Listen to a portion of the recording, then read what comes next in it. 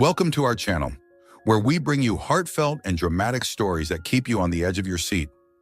By the end of this tale, our billionaire CEO makes a life-changing decision in the delivery room, an action that shocks everyone involved and tests the fragile bond he's struggling to rebuild. Curious about how this pivotal moment unfolds? Make sure to listen until the very end to discover the emotional conclusion.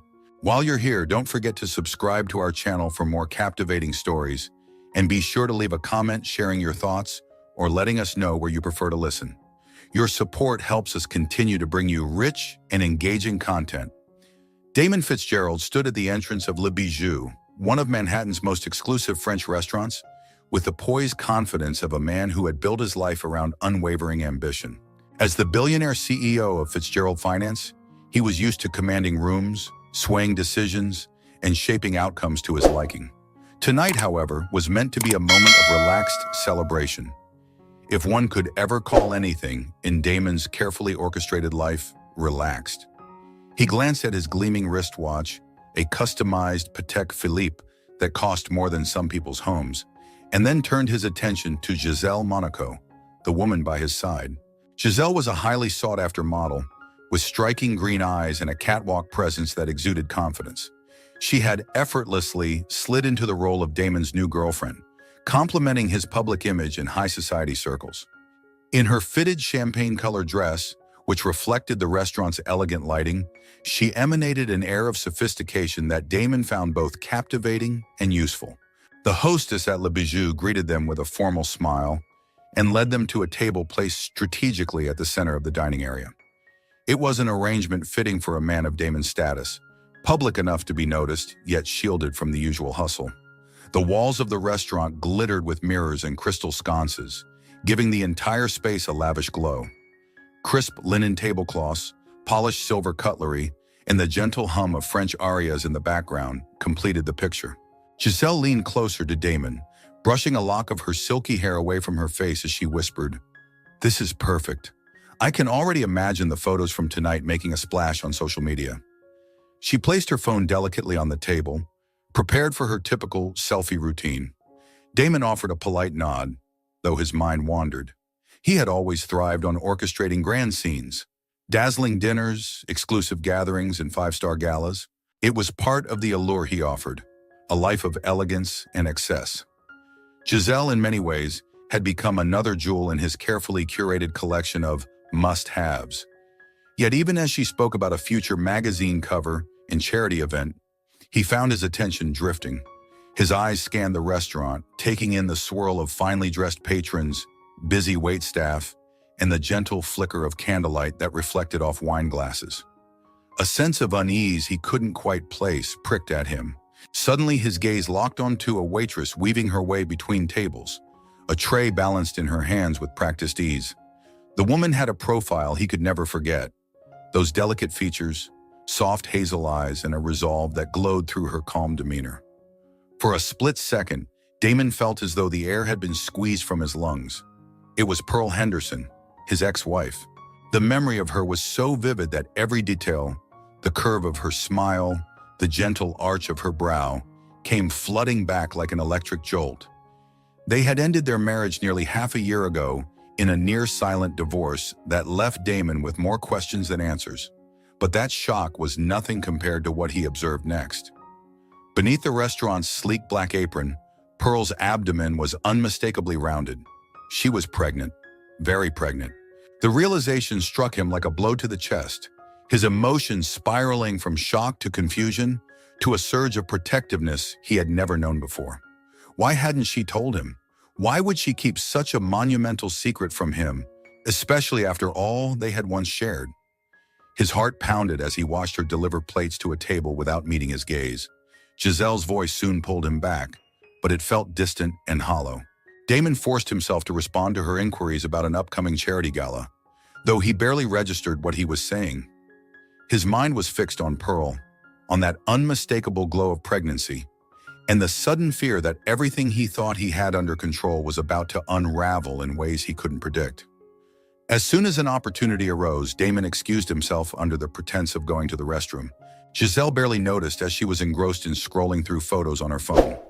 Damon moved with quick, purposeful steps, scanning for Pearl in the labyrinth of tables and chairs. A surge of conflicting emotions churned within him. Guilt for the way things had ended, curiosity about how she was really doing, and a strange, protective instinct triggered by the sight of her pregnant belly. Finally, he spotted her heading toward the kitchen, so he deftly maneuvered around a small group of diners to intercept her. "Pearl," he said in a low voice that vibrated with tension as he stepped into her path. The subdued lighting glanced off the silver cufflinks on his sleeves, casting wavering shadows on the polished floor. Her hazel eyes flicked up to his, revealing a flash of wariness. "Damon Fitzgerald," she acknowledged with a stiff nod, carefully shifting the tray in her hands to keep it balanced. "Excuse me, I'm working." "Don't give me that," he countered, his tone soft yet urgent. He couldn't help but let his gaze drift down to her rounded abdomen, 1,000 unspoken questions swirling in his mind. "We need to talk. This pregnancy, what's going on?" For a moment, Pearl's composure faltered. Her grip on the tray tightened, knuckles turning white. "Damon," she finally said, "this is not the time or place. I have tables to serve, and you have a dinner to attend." He clenched his jaw, frustrated by her evasiveness. "Is it mine, Pearl?" he asked, voice cracking slightly despite his best effort to maintain control. The question hung in the air between them, pulsing with tension. She exhaled slowly, steadying herself. "Like I said, this isn't a conversation for here," she murmured, looking around at the watchful eyes of a few curious patrons. "You always want immediate answers, but sometimes life doesn't work on your schedule." Then with practiced grace, she skirted around him and disappeared into the kitchen. Damon stood rooted in place. The swirl of emotions that overcame him was unlike anything he'd felt before.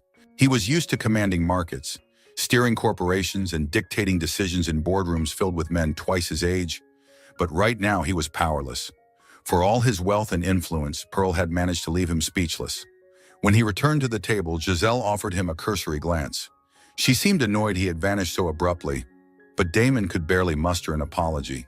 His head spun with questions, theories, and that nagging sense of regret that he had never fully confronted the chasms in his marriage to Pearl. Later that night, Damon found himself in the solitude of his penthouse apartment, a steel and glass fortress perched above the city's glittering skyline.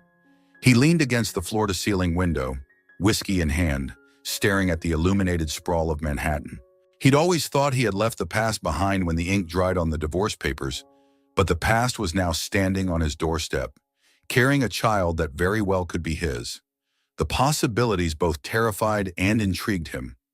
Pearl had been many things: quietly strong, introspective, almost self-effacing at times. But she had her own mind and her own desires that Damon had never fully bothered to understand. Meanwhile, across the East River in a modest apartment in Queens, Pearl Henderson was carefully removing her shoes, wincing a bit as her feet throbbed from hours of standing. She placed a hand on her swollen belly, feeling the gentle flutters of the baby within. A wave of warmth surged through her. Despite the uncertainties, this child was hers, and she intended to give it a life filled with the care and stability she had never found in her marriage to Damon. She recalled the night she made the decision to leave him, after one too many dinner meetings where she felt invisible, and one too many conversations where he insisted that children had no place in his high-octane world. She had known deep in her soul that her priorities and his would never align. Still, seeing Damon at Le Bijou had caught her off guard, and the fear of confrontation had bubbled up inside her. She had anticipated he might learn about her pregnancy eventually, but she had hoped to keep it from him as long as she could. The reason was straightforward. Damon Fitzgerald thrived on control, and Pearl wanted to shield her unborn child from that kind of environment. She recalled the early days of their marriage when Damon was not yet the titan of industry he had become. Back then, he was merely an ambitious man with an unquenchable drive, and she'd been enchanted by his charisma and vision for a better future. Over time, though, his quest for success had eclipsed everything else: love, family, and genuine connection. For the first few months after leaving him, Pearl had kept her job as a freelance consultant, but the pregnancy made the hectic schedule impossible to maintain. Desperate for steady income, She'd taken the waitressing job at Le Bijou, even though it meant serving the same elite crowd she once mingled with as a CEO's wife. Each day was a silent challenge, a balancing act between maintaining her dignity and ensuring she had a nest egg for the baby. She had sacrificed pride for responsibility, and she didn't regret it. In the quiet of her apartment, she settled on the worn couch, propping her feet up on a pillow. She knew that every breath might bring a call from Damon, a call she had no intention of answering. Her phone beeped with a missed call notification, and sure enough, it was him. She pressed ignore, heart pounding as she recalled the stormy look in his eyes that evening. Perhaps a part of her had always expected Damon might one day realize his mistakes, but reality had taught her that his world revolved around business expansions and high-stakes deals. Why would he change now? Yet the possibility that he was genuinely concerned about the baby gnawed at her. Memories of late-night conversations before the marriage soured clung to her mind like stubborn cobwebs. There were moments of tenderness, of laughter, of small confessions that had once made her think he could be a good father. But as the distance between them grew, that hopeful vision had faded. Now confronted by the real prospect of Damon Fitzgerald being this child's father, Pearl felt torn between protecting her own heart and acknowledging that he too had a right to know. Over the next few days, Damon wrestled with an unfamiliar sense of helplessness. While he was accustomed to drawing up corporate strategies at the drop of a hat, Pearl's pregnancy and her reluctance to speak with him didn't fit into any business formula he knew. He even found himself consulting online parenting forums out of sheer desperation, trying to grasp what changes a woman's body goes through in later stages of pregnancy. Sleep evaded him, and by the time he trudged into his high-rise office each morning, dark circles had formed beneath his eyes. His assistant, Anya, immediately noticed the difference. Typically, Damon would stride in, exuding a calm dominance that set the tone for the entire company. Now he seemed introspective, even distracted, a shift that unsettled not only Anya, but everyone who worked under him. During a pivotal meeting with major investors one afternoon, Damon's phone buzzed. He rarely entertained interruptions during such gatherings, but a fleeting hope that it might be Pearl made him glance at the screen. Disappointment stung when he saw it was only a text from Giselle. Still, the break in concentration caused him to lose track of the conversation, and he missed an important question about the company's quarterly projections. One of the investors cleared his throat, visibly annoyed. Damon, realizing his uncharacteristic lapse, quickly recalibrated and delivered a seamless, strategic overview. Yet the sting of that moment lingered. He was not himself, he was a man torn. That evening, he found a moment of resolve and decided he needed direct answers. Arriving at Le Bijou around closing time, he took a seat in a dimly lit corner, away from the stragglers finishing their desserts. Pearl was clearing tables, her movements cautious and measured, reflecting the added weight of her pregnancy. Damon observed the subtle gestures of fatigue etched on her face. He couldn't help but feel a pang of guilt, remembering the opulent lifestyle he had once shared with her. Now she was navigating a world of clinking dishes and endless shifts. Summoning courage, he approached her just as she set down a tray of cutlery. "Pearl," he said, voice husky with pent-up emotion, "please, can we talk?" She looked up, visibly torn between frustration and something that might have been lingering fondness, or at least residual concern. "I don't think we have much to say. You made it clear long ago how you felt about children." Her voice didn't waver, yet there was an undercurrent of unresolved hurt.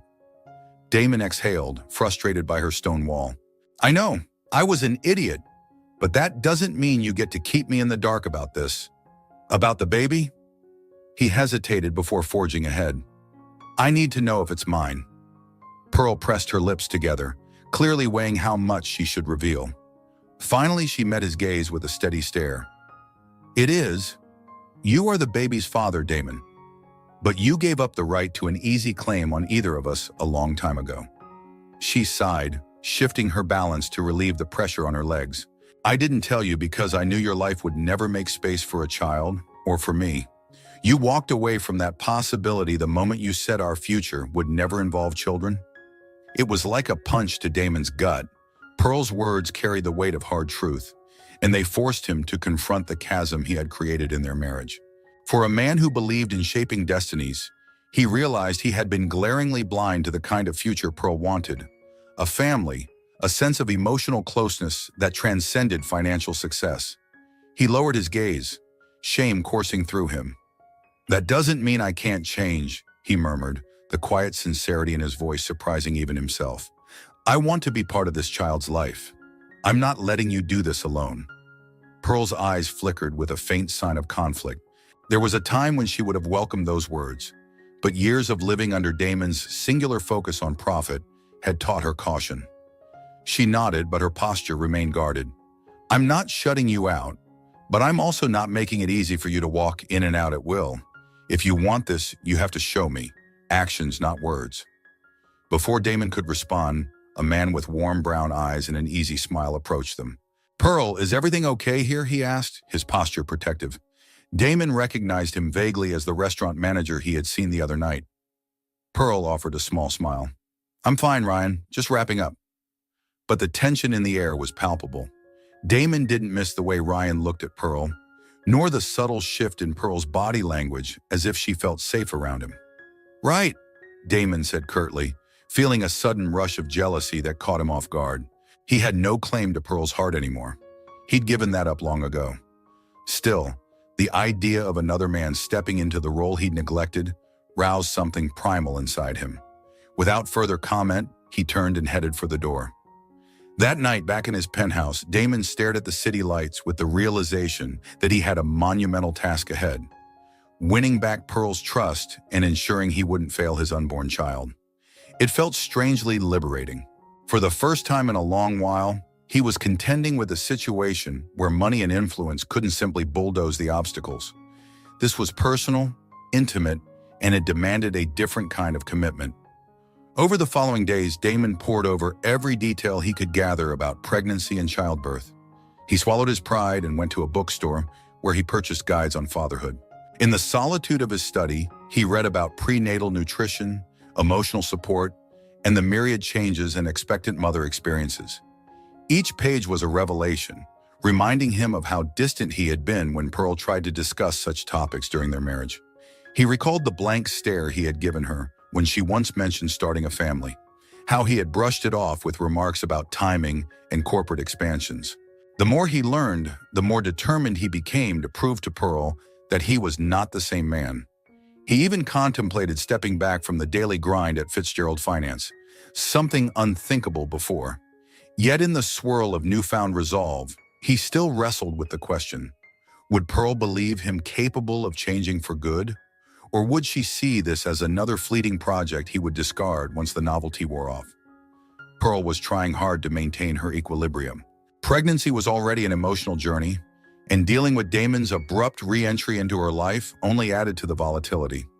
At work, she kept her head down and focused on her tasks, determined not to let her personal turmoil disrupt her professionalism. But the staff at Le Bijou, especially Ryan Maxwell, the restaurant's manager, noticed the tension that followed her like a shadow. Ryan offered her simpler tasks on days she appeared exhausted and never hesitated to intervene whenever Damon arrived unexpectedly. But Pearl was careful not to blur lines. She liked Ryan's kindness, but didn't want to rely on it too heavily. One evening, while sorting cutlery in the back of the restaurant, Pearl felt a slight wave of dizziness. Ryan, always observant, quickly guided her to a chair. "You've been pushing too hard," he said, concern etched into his features. She mustered a weak smile. "I'm okay. It's just been a long week." But as she sat there catching her breath, her mind flashed to Damon and the way he had cornered her recently. His eyes had been different, less cold and more searching, almost remorseful. Perhaps part of her wanted to believe he could change, but she wasn't about to let old hopes cloud her judgment. Meanwhile, Damon was busy implementing adjustments at Fitzgerald Finance that raised eyebrows across the organization. He delegated more responsibilities to his executive team, surprising his CFO by stating he needed time to handle personal matters. In the high-stakes environment of corporate finance, personal matters were often seen as an afterthought. Yet Damon insisted, even clearing a weekend from his calendar to visit Pearl's neighborhood. It was a stark shift for someone who once thrived on never taking a day off. On a crisp Saturday morning, Damon found himself standing outside Pearl's modest apartment building. The difference between his penthouse overlooking Central Park and her humble digs in Queens was stark, but he felt no hesitation in pressing the buzzer for her unit. After a tense moment, Pearl opened her door, surprised to see him on her doorstep. "Damon," she said, voice tense, "you know this is my personal space, right?" He nodded, forcing a small smile. "I do. I also know that if I called first, you might never agree to see me." Pearl tilted her head, acknowledging the accuracy. She stepped aside, letting him in. The apartment was small but cozy, a far cry from the echoing halls they had once shared. A baby crib stood in the corner of the living room, half assembled, a testament to Pearl's commitment to forging ahead on her own. Damon felt a tug at his heart. They talked in hushed voices over tea Pearl brewed carefully, in which Damon awkwardly claimed to enjoy. He asked about her due date, her health, and whether she needed help with anything. She resisted his offers, wary of entanglements. "I'm fine, Damon. I've learned to stand on my own 2 feet," she said, taking a sip and avoiding his gaze. There was a weight between them, years of unresolved tension and newly surfaced tenderness. In that moment, Damon recognized a flicker of the Pearl he used to know, the gentle, introspective woman who, despite her reserved nature, possessed an iron will when it mattered most. He wanted to be part of her life again, but he sensed that the path to her trust was narrow and precarious. A critical turning point arrived when Pearl experienced unexpected complications late one evening. She had stayed longer at work to cover a sick co-worker's shift. By the time she locked up, she felt an alarming pain radiating across her abdomen. Concerned patrons had already left, and Ryan offered to drive her home, but she waved him off, insisting she just needed to rest. However, her condition worsened on the subway ride back, and by the time she reached her stop, she found herself doubled over near the station's exit. In a moment of desperation, she scrolled through her phone contacts. Ryan was an option, but he lived too far to arrive promptly. Another wave of pain convinced her she needed immediate help. Trembling, she selected a number she had been actively avoiding. Damon Fitzgerald. When he answered, the worry in his tone was immediate and genuine. Within minutes, Damon's sleek black SUV pulled up to the curb. He rushed out, helped Pearl into the back seat, and directed the driver to head straight to the nearest hospital. Inside, Pearl clenched his hand, partly out of fear and partly because she was in significant pain. Damon, for all his corporate stoicism, looked terrified, his usual composure shattered as he implored the driver to go faster. Once they arrived, doctors and nurses whisked Pearl into an examination room. Damon followed until a nurse firmly told him to wait outside. In that sterile, fluorescent-lit hallway, he paced like a caged lion, each minute feeling like an eternity. For the first time in his life, Damon encountered a situation where his influence and money did nothing to speed the process. All he could do was wait. The memory of losing potential deals or facing rival takeovers paled in comparison to the fear of Pearl or the baby being harmed. Eventually, a doctor emerged, her expression neutral but calm. "She's stable, Mr. Fitzgerald, and the baby is fine. The pain was related to stress and overexertion. Pearl needs rest, and if possible, she should consider lightening her workload." Damon exhaled, relief flooding him. He asked if he could see Pearl, and the doctor nodded, directing him to a private room. Pearl lay in a simple hospital bed, looking exhausted, yet undeniably relieved. Damon carefully approached her bedside, gently placing a hand on her arm. "I'm sorry," he whispered, choking back emotions he seldom displayed. "I should have insisted earlier that you not push yourself so hard. Let me help, please." Though her eyes were heavy-lidded with fatigue, Pearl didn't immediately reject him. The ordeal had cracked her defenses, forcing her to confront the reality that tackling everything alone might not be feasible, especially if Damon was offering sincere support. "I don't know how to let you help, Damon," she said softly, turning her head toward him.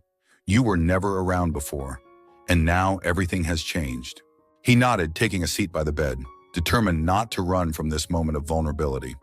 "I know, but I'm here now, and I want to be. More than anything." His voice trembled with earnestness, and for once, Pearl believed he might be telling the truth.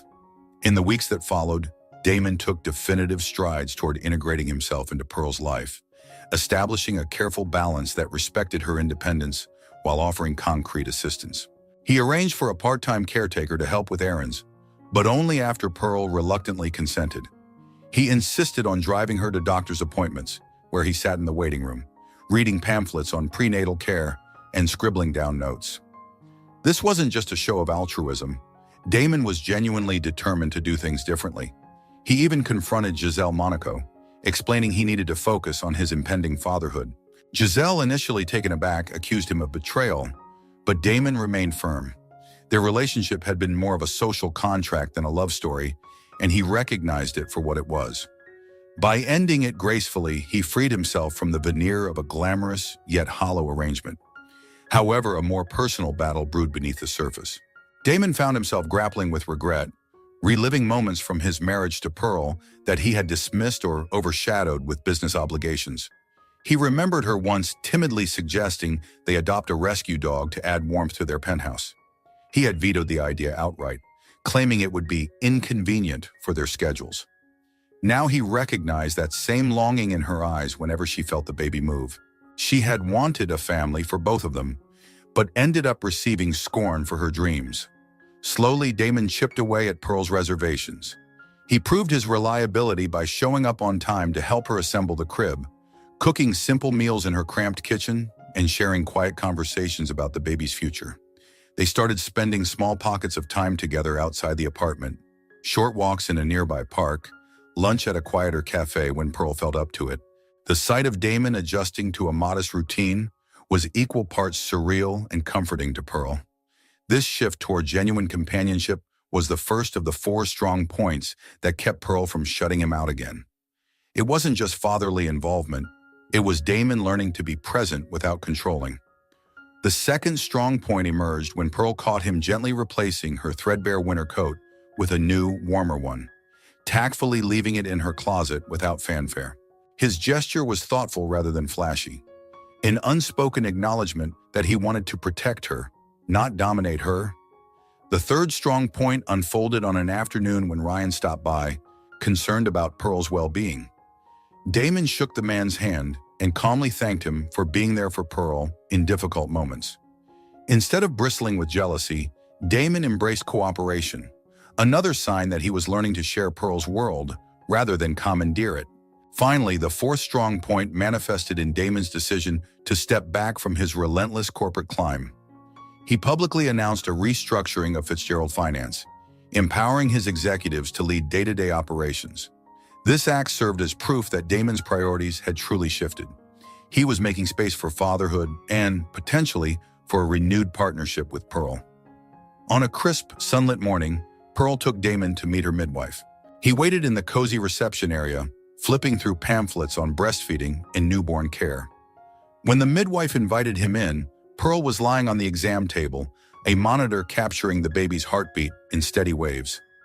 Damon listened to that rhythmic sound, transfixed. In that moment, it struck him just how miraculous this life event really was. His eyes shimmered with a tenderness that made Pearl's throat tighten. Here was the man she once thought incapable of emotional investment, now consumed by the possibility of fatherhood. They left the clinic, walking side by side past a row of blossoming cherry trees. Pearl paused, a hand on her belly, and Damon stopped as well. Their gazes met with an unspoken acknowledgement that they were entering a new chapter neither had fully expected. For the first time in a long while, they stood not as ex-spouses locked in animosity, but as 2 people united by something far more powerful and enduring than their past resentments. As Pearl's due date approaches, life moves at a breathless pace. Damon finalizes a plan for paternity leave, a concept he once scoffed at as impractical, and installs a car seat in the back of his luxury sedan. He schedules weekly check-ins with Pearl's doctors, speaking with a seriousness that leaves no doubt.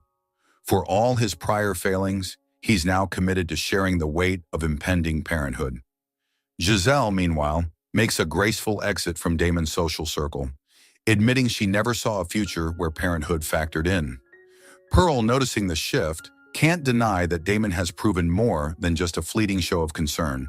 One evening, as they sit by the window of Pearl's apartment, city lights shimmering in the distance, Damon quietly rests a hand over hers. In that unspoken moment, both acknowledge the promise of a new beginning, one that not even their turbulent past can fully overshadow.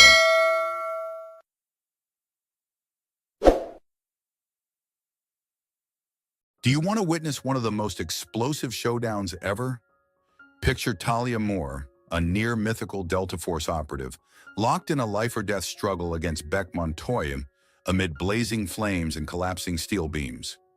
Their final clash sends shockwaves through the entire criminal underworld, and that's just a glimpse of the heart-stopping action. In this extended story, you'll uncover the secrets behind Talia's lethal skills, the harrowing fate of innocent captives, and the true reach of a sinister syndicate lurking in the shadows. Ready to plunge into the twists and turns of this epic tale? Make sure to listen through to the very end. You don't want to miss how it all concludes. And if you enjoy gripping stories packed with danger and heroism, remember to subscribe to our channel for more pulse-pounding adventures. Your support fuels our passion for storytelling and helps us bring you even more incredible sagas. Talia Moore sat on the curb in the grimy heart of Eastfall, a sprawling city known for its ceaseless rains and the cold indifference of its inhabitants. In the half-light of a flickering street lamp, she looked like just another drifter on the streets, shoulders slumped, clothing worn to threads, and eyes obscured by the tangle of her hood. Passers-by glanced at her, then turned away with the same hurried apathy they showed to anyone else forced to sleep in doorways. The city streets were slick from a recent downpour, reflecting the neon signs of a late-night diner across the road, its bright pink and green lettering flickering ominously in the puddles. Cars hissed by, kicking up sprays of water and trash, but Talia barely moved when stray droplets soaked her ragged coat. She didn't care about the stench of stale rain or the worn soles of her battered boots. The city's disregard for people like her made it the perfect hiding place, a cloak that let her move unseen in the urban sprawl. Yet underneath that battered exterior lay something no stranger would guess. Talia Moore had once been the most lethal operative in an elite Delta Force unit. Her posture, though seemingly weary, revealed a coiled tension if one knew what to look for. She positioned herself at the perfect vantage to observe everything within a block's radius, adjusting only slightly to keep an eye on pedestrians and vehicles. Each subtle movement was deliberate, honed through years of training in environments far more treacherous than any back alley in Eastfall. Once upon a time, Talia had worn a uniform with pride, leading covert missions in hostile territories. Records of her deeds had, however, been erased in a series of clandestine cover-ups so thorough that even her name appeared on no official rosters. She was a phantom the government no longer acknowledged, a ghost who wandered the back alleys of an uncaring metropolis. That night, the damp cold seeped into her bones, aggravating old injuries that never fully healed. She could recall a painful mission in the jungles of an unnamed country, the humidity there so thick it felt like drowning with each breath. Memories of dusty roads in war-torn regions flickered through her mind, desert heat scorching her face as she navigated landmines and ambushes. Hardly anyone suspected that a woman dozing by a diner in a tattered coat had once outsmarted, outrun, and outgunned entire squads of insurgents.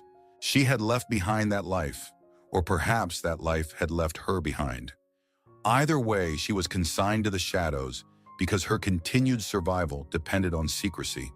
Tonight, she was not simply loafing around in the drizzle.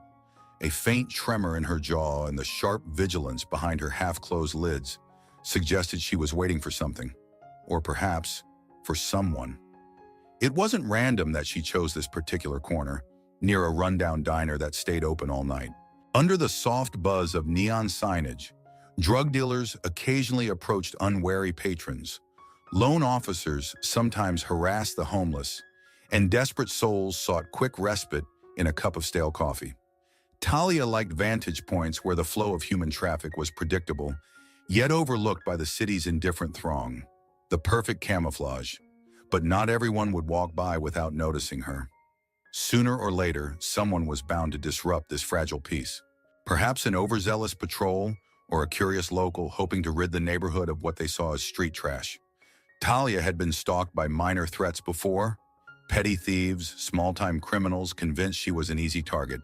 She usually let them walk away with a warning or a quick lesson in humility. However, on this particular night, things would unfold in a way even she couldn't fully anticipate. Eastfall's gloom would soon transform into the spark of a far-reaching chain of events.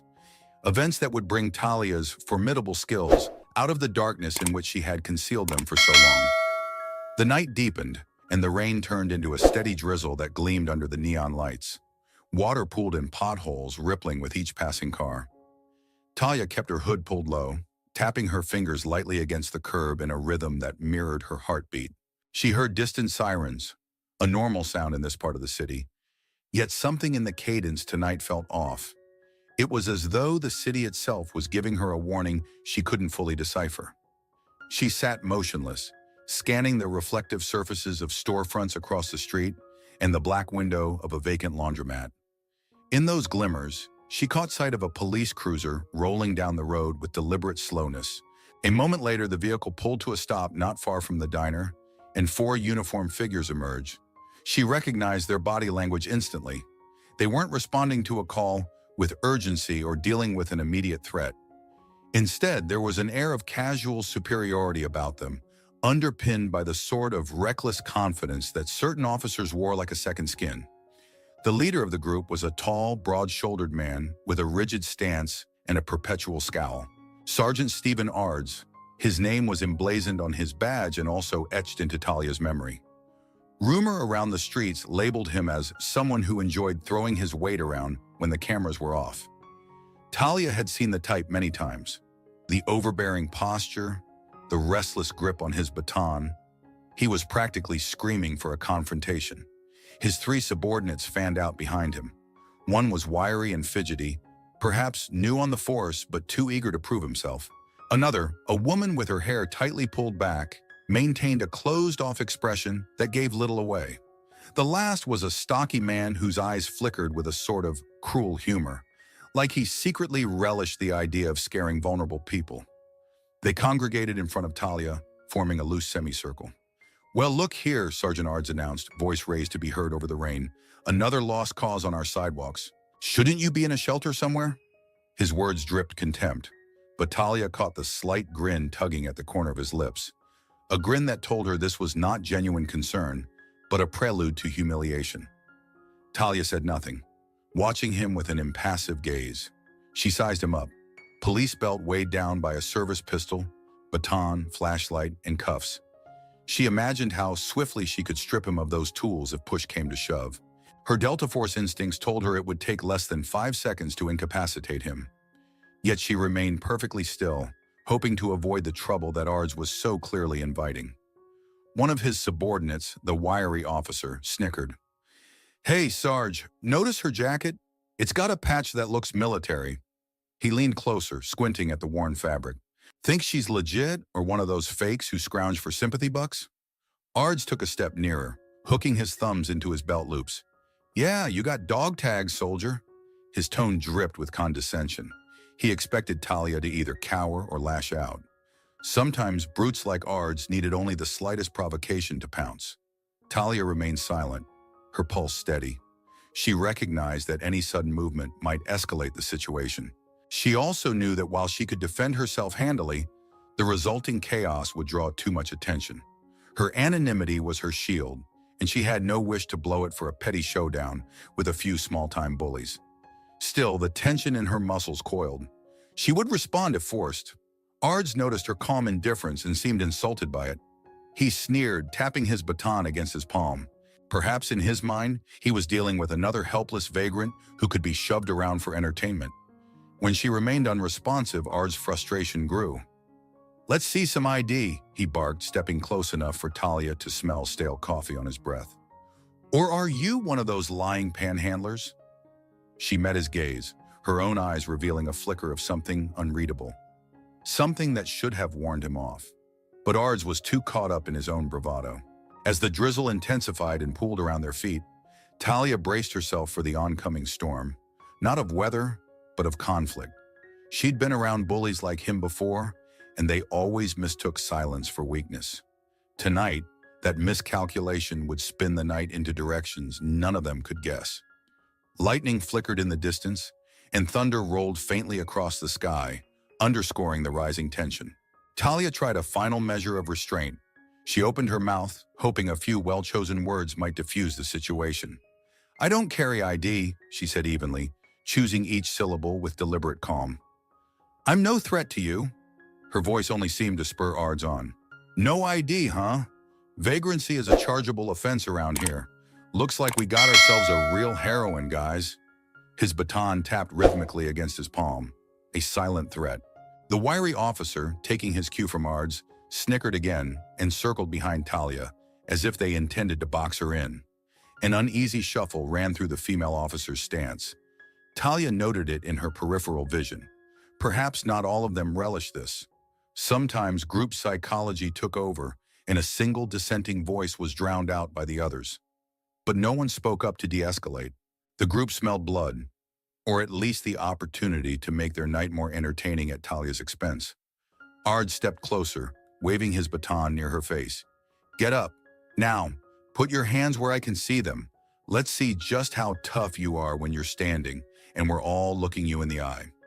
Talia slowly rose, not wanting to appear confrontational, but also unwilling to let herself be cornered. She was dwarfed by Ards's bulky figure, yet there was a fluid assurance in her stance. A lesser observer might think she was nervous or shaky, but in reality she was centering her balance, adjusting her posture for optimal defense. Her breathing slowed, her gaze flicked to each officer in turn, tracking their positions. I don't want trouble, she said, voice low and steady, but Ards was already reaching for her, determined to enforce his will. He grabbed the sleeve of her coat with a meaty hand, yanking her forward. The moment he did, Talia's survival reflexes kicked in. The next few seconds happened so quickly, the other officers barely registered the movement. Talia twisted her arm free in a practiced maneuver, pivoting on the ball of her foot to clamp her hand around Ards's wrist. Leveraging momentum, she torqued his arm behind his back, forcing him to drop to one knee with a startled yelp. The baton clattered onto the wet asphalt. Ards grimaced, a flicker of shock replacing his arrogant smirk. The other three officers jolted into motion. The wiry man scrambled for his sidearm, the stocky one yelled an expletive, and the female officer took a step back, her eyes wide. For an instant, Talia had Ards under control, her grip precise enough that a single additional movement could break his elbow. But she released him almost as quickly as she had subdued him. Her intention was not to maim, it was to signal that she was no easy victim. She stepped back to create distance. Rain dripped from her hood, trailing down the sharp angles of her jaw. The stocky officer fumbled with his holster, and the wiry one finally freed his weapon, pointing it with unsteady hands. Thunder rolled again, louder this time. The atmosphere was electric. Ards got up slowly, massaging his wrenched arm with visible anger. His eyes blazed with humiliation. A mere second or two had upended the entire power dynamic, and he couldn't let it stand. You're gonna regret that, he snarled, retrieving his baton from the ground. Before Talia could brace herself, he lashed out, adrenaline fueling his swing. The baton slammed into the side of her head, stunning her and sending flashes of white pain across her vision. She fell hard, knees hitting the drenched pavement. Blood pounded in her ears and a sickening dizziness took hold. Dimly, she heard shouts from the other officers, but their words blurred into white noise as darkness crept into her peripheral vision. When Talia came to, the hum of fluorescent lights replaced the roar of rain. She was seated in a dim interrogation room that reeked of stale coffee and the faint odor of sweat. Her wrists were encased in heavy metal handcuffs, tethered to a loop on the metal table. Across from her sat Sergeant Ards, sporting a bruise on his cheek from where she had twisted him to the ground. He stared at her with a combination of anger and something else. Uncertainty, perhaps. He didn't understand how a scrawny, seemingly homeless woman had managed to outmaneuver him in front of his team. For a bully like Ards, that was personal humiliation. Who the hell are you? He demanded, slapping a folder onto the table with theatrical force. Talia glanced at the folder, which looked mostly empty, a few sheets of paper inside. Likely they had tried to run her fingerprints, only to come up blank. She said nothing, content to let silence be her shield. Ards's jaw tightened. He had expected fear, groveling, or at least defiance. Instead, he was confronted by Talia's unsettling calm. With a low growl, he threw open the folder. Your prints don't match anything in our system. No ID, no record with any shelter in town. You're a ghost. That means you must be lying about whatever your background is. We're prepared to charge you with assault on an officer. That's serious time, lady. Talia's head still throbbed from the blow, and she could feel dried blood matted in her hair near the temple, poorly cleaned by whoever had given her a cursory bandage. Yet she kept her expression impassive, forcing her senses to remain alert. She had lived through far worse interrogations. A small-town precinct was child's play compared to black site facility debriefings or field arrests in hostile countries. "You're making a mistake," she said at last, her voice hoarse. She wasn't sure if she meant it as a warning to him or a statement of fact. Ard's eyes narrowed. Before he could reply, a soft knock interrupted them. Another officer, a young man with sweaty palms and a nervous twitch, stuck his head in. "Sarge, phone for you. Some official from the Department of Defense is on the line. They're insistent." Confusion flickered across Ard's face, quickly turning to anger. "Department of Defense? That's not possible. You sure it's not a prank?" The young officer just shrugged helplessly, adding that the voice on the phone sounded extremely authoritative. With a menacing grunt, Ard stomped out of the room, leaving Talia alone with her thoughts. Minutes later, she heard shouting in the hallway. Ard's voice escalated, responding to a calmer but firmer tone from whoever was on the phone. Though she couldn't make out every word, phrases like, "She can't just walk," and "Who does she work for?" cut through the muffled barrier. After a few more heated exchanges, Ard stormed back into the room, face flushed. His pride was clearly wounded even more deeply now. "Release her," he barked to the officer standing guard. "No charges, no record of this. Nothing. That's an order." A hush fell over the room as the officer hastily unlocked Talia's cuffs, letting them drop onto the table. Ard's leaned in close, his voice low with venom. "Your friends in high places might have saved you tonight, but I'll find out who you really are. Next time you won't get off so easy." Talia didn't bother responding. She simply rose from the chair, rubbing at the red marks on her wrists. Without a backward glance, she walked out of the interrogation room, leaving Ard simmering behind her. Outside, the drizzle had lightened to a mist. She stepped onto the wet pavement, her head still throbbing. The city lights felt harsher, and the swirl of residual adrenaline made her shaky. Normally, Talia would have vanished into the night like a wraith, seeking a new hiding spot. But the moment she stepped off the station's threshold, she sensed someone watching her from the edge of the lampost's glow. A tall figure in a dark, tailored suit emerged from the shadow cast by the flickering streetlight. He raised his hands in a gesture of non-aggression, revealing a neatly pressed shirt cuff peeking out from under his jacket. Talia froze, tension gripping her anew. She was in no mood for yet another confrontation, especially with someone who might be more than just a nosy passerby. "Miss Moore," he said calmly, voice subdued yet carrying a certain confidence. "My name is Ethan Caldwell. I'm with the FBI." He moved slowly, pulling a leather badge holder from his inner pocket so she could see the glint of the federal seal under the street lamp. "I was inside the precinct on an unrelated matter. Heard a commotion about an unidentified woman with unusual combat skills. I had a hunch it might be someone special." Talia regarded him through narrowed eyes. She had no reason to trust any law enforcement figure, let alone a federal agent. Her experiences taught her that power structures often turned a blind eye to corruption. For all she knew, Caldwell might be just another cog in a broken system. "You have the wrong person," she muttered, turning to walk away. She had no interest in revealing anything more than she already had. He didn't try to grab her, which was a point in his favor. "I know about Lionel Greer," Caldwell said, his voice carrying enough volume to catch her attention. Talia stopped in her tracks, shoulders stiffening. Lionel Greer was a name that circulated in the underworld, a rumored arms dealer and trafficker whose reach extended well beyond Eastfall. She'd heard the rumor that he sold weapons to rogue paramilitary groups and was also knee-deep in human trafficking. Once upon a time, Talia had caught wind of him through her old channels.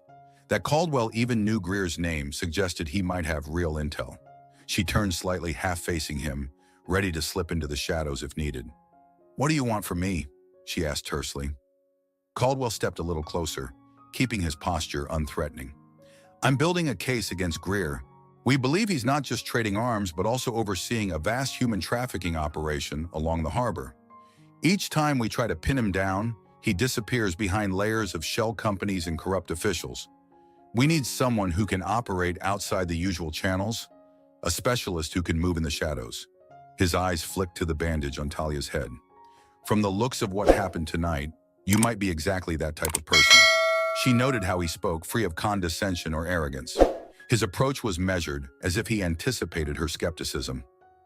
"And you think I'm going to help you because?" she asked, trailing off. Her voice held a challenge. She had severed ties with officialdom a long time ago. Caldwell let out a slow breath. "Look, I know how messed up the system is. I know that the police letting you go so easily means someone very high up owes you or is protecting you. But I also know how dangerous Greer is. If you've got personal reasons to see him taken down, I can offer resources, intel, some measure of cover. But we'll keep it off the books. That's the only way to avoid half the city's corrupt power brokers tipping him off." Talia scanned the empty street, recalling how the Department of Defense had intervened on her behalf. She didn't know who had pulled strings for her this time. Maybe some old ally or a favor called in by one of her few remaining contacts. But Caldwell's approach seemed different than the usual bureaucrat. An uneasy truce formed in her mind. Lionel Greer was indeed a plague on the city, and though Talia's motivations were her own, she recognized that having an FBI agent with at least some genuine desire to stop Greer might be beneficial. "All right," she said at last, voice still guarded. "I'm not promising you anything, but if you dig up a way to corner Greer, I want to know." Caldwell nodded, as if he'd half expected her reluctance. "There's something brewing at the harbor. He's scheduling shipments of certain products. I'm going to keep digging. If you find anything on your end, I want us to share intel. We won't get many shots at Greer." Talia stared at him for a moment before turning away, ignoring the swirl of misty rain that began anew. "Find me when you're ready," she said over her shoulder. And with that, she vanished into the labyrinth of the streets, leaving Caldwell alone under the sputtering glow of the streetlight. Behind them, the precinct's windows flickered, revealing silhouettes of officers moving about, unaware that the city's underworld was about to be rocked by forces they barely comprehended. Hours before dawn, Lionel Greer stood behind the floor-to-ceiling windows of his penthouse, high above East Fall's skyline. The rain hadn't stopped, and rivulets of water streamed down the glass, distorting the view of the sprawling harbor in the distance. Greer was a tall man with impeccably styled salt and pepper hair and the bearing of a seasoned magnate. He wore a tailored navy suit, and a single gold watch flashed on his wrist under the subdued lighting of his luxury suite. Anyone meeting him for the first time might mistake him for a legitimate businessman, perhaps a philanthropist. Only a closer look at his hawkish eyes revealed the ruthlessness beneath. He dialed a number on his phone, eyes never leaving the endless city lights. On the other end of the line, a crisp female voice answered.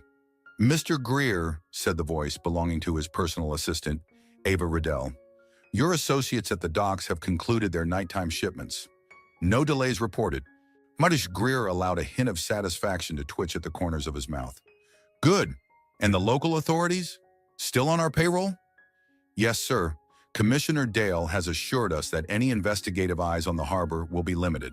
However, there was an odd incident tonight involving some police officers and a homeless woman. I checked the station logs after a tip from our contact.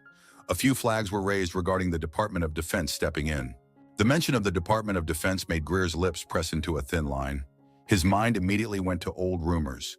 Black ops, sealed records, and specialized agents who roamed off the grid. He'd spent years crafting an impenetrable network of corrupt officials, gang enforcers, and even high-level legal experts who laundered money for his operations. But what if some unpredictable ghost slipped through? He'd faced that possibility in the past. A mission in a foreign country that cost him a small fortune and half of his best men, all undone by a single specter of a soldier, rumored to be unstoppable. "Any identification on this woman?" he asked, forcing an even tone. He didn't want to betray the unease rattling inside him. If it was the same operative from years ago, he needed to act decisively. "Not official, but her name popped up in certain watch lists we maintain. She goes by Talia Moore, potentially ex-military. The details are murky, sealed behind clearance walls we can't breach," Ava reported. "She was released without charges after the Department of Defense intervened. That's never a good sign." Greer's grip tightened on the phone. He recalled rumors of an elite soldier rumored to have disrupted entire smuggling rings single-handedly. He had never confirmed it was Talia Moore by name, but a sense of recognition churned in his gut. "Keep me updated," he said curtly, "and arrange a meeting with Beck Montoya. I want him here tonight." Beck Montoya, an ex-Delta Force operative gone rogue, had been on Greer's payroll for a while. Montoya specialized in the kind of black market soldiering that cost a premium. He was as cunning as he was lethal, exactly the kind of person Greer relied on to eliminate threats that slipped through the usual cracks. Montoya was also rumored to have personal knowledge of certain ghosts from the specialized units he once served with. If Moore was the same phantom overshadowing Greer's nightmares, Montoya might be the only one capable of taking her out. After ending the call, Greer walked to a sleek bar in the corner of his penthouse. He poured himself a short glass of bourbon and sipped it slowly. The liquor burned his throat, but it steadied him, reminding him of the empire he'd built. The cargo ships at the harbor filled with illegal arms and human lives, the labyrinth of safe houses dotted across the city, and the politicians who owed him so many favors, they were effectively under his thumb. He had conquered every obstacle so far with a blend of strategic bribery, intimidation, and calculated violence. However, the mere possibility that Talia Moore was loose in Eastfall unsettled him in a way he detested. The recollection of a certain fiasco in South America years ago churned in his memory like a half-forgotten nightmare. He'd lost more men there than in any other operation, and if Moore had indeed survived, it meant his old ghosts were coming back to haunt him. Lightning flashed again, illuminating the polished floors of his penthouse with stark clarity. Greer made a silent vow. If Talia Moore had come to Eastfall, he would not underestimate her this time. The question remained, would even Beck Montoya's lethal skill set be enough to stop someone rumored to be unstoppable? Beck Montoya strode into Greer's penthouse later that night with the casual air of a man who'd seen far more lethal battlegrounds.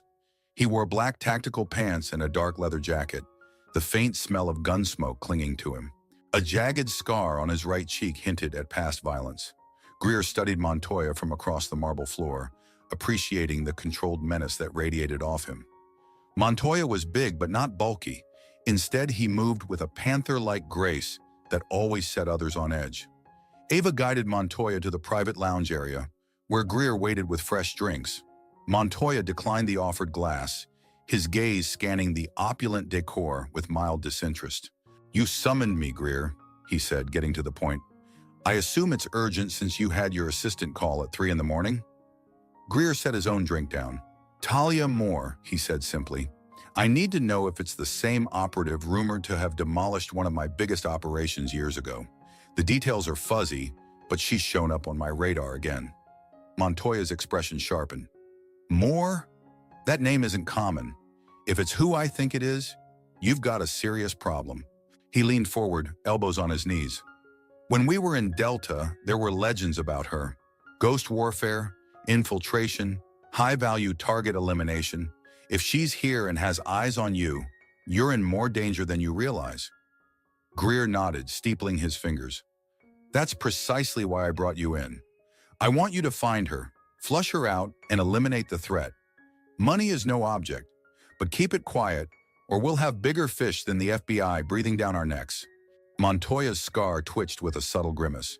"Be careful what you wish for, Greer. Moore's not an amateur. She won't be easy to corner. If you want to beat her, you'd better let me handle it my way. No micromanagement, no interference." Greer inclined his head. "Understood. I'll funnel you whatever intel I have, but keep me posted on the major developments. The FBI is sniffing around, but they're so tangled in corruption and red tape, they can't make a move without telegraphing it. Moore isn't shackled by that." Montoya smirked. "I assume you have eyes on the harbor and certain shipments that are critical to your bottom line. She'll probably hit you where it hurts most." Greer didn't respond directly. They both knew the conversation was about more than just weapons or contraband. Rumor had it that Greer's real money came from trafficking human beings. Desperate men, women, and even children shipped into the country under false pretenses. The harbor was central to that trade, and Moore's sense of lethal moral justice would drive her straight to it if she discovered what was happening there. A cold tension filled the luxurious penthouse. Montoya rose, slipping a black baseball cap onto his head. "I'll begin at dawn. Keep your phone close." With that, he turned and strode out, never once glancing back at Greer. Greer let out a breath he hadn't realized he was holding. Montoya was the best weapon in his arsenal, a living embodiment of the lethal training the U.S. military once provided. If anyone could stand toe-to-toe with Talia Moore, it was Beck Montoya. And yet, in the back of his mind, a flicker of doubt remained. He recalled the whispered legends of Moore's unstoppable ferocity. He couldn't afford to let that doubt paralyze him.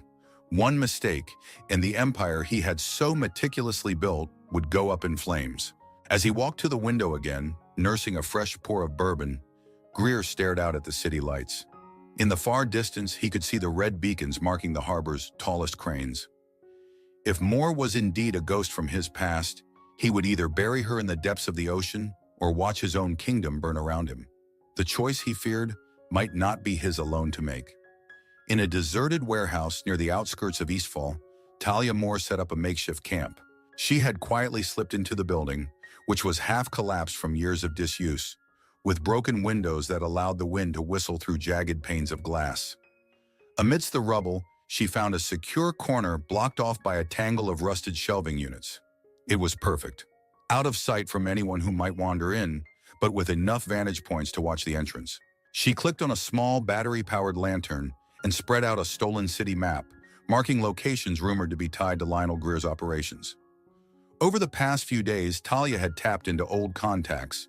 Some she owed favors, others who owed her. A pattern emerged. Everything circled back to Blackridge Harbor. Certain warehouses were rumored to be used for storing contraband, and cargo ships often arrived with poorly documented shipments. Greer allegedly made fortunes on the black market, but no one was sure exactly how wide his net was. As she pieced the puzzle together, Talia recalled fleeting intel from her Delta days. The name Greer had shown up in an operation planning file she glimpsed while working overseas, connected to arms deals that fueled local uprisings.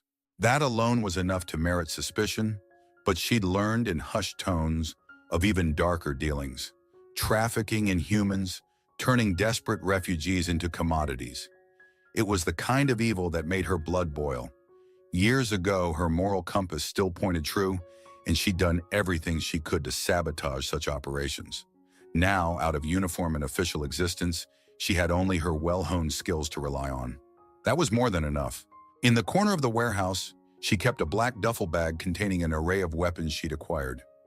Nothing too flashy, a compact handgun, a battered M4 carbine, and a few grenades she'd taken off unsuspecting gang members.